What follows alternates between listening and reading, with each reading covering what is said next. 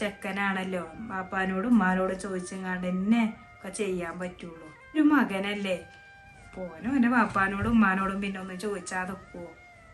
ഉമ്മാൻ്റെ കൂടെ ഒരു കല്യാണത്തിനോ ഒന്ന് ടൗണിലേക്കോ ഹോസ്പിറ്റലിലേക്കോ ഉമ്മാൻ്റെ കൂടെ പോകണം എന്നുണ്ടെങ്കിൽ പോലും ഉമ്മ പറയണ ഡ്രസ്സ് ഇട്ട് വേണം പോവാൻ.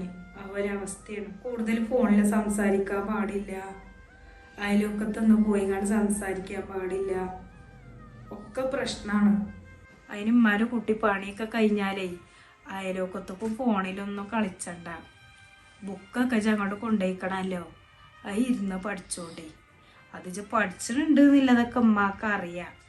പിന്നെ 4 മണിക്ക് എണീക്കണം അമ്മ.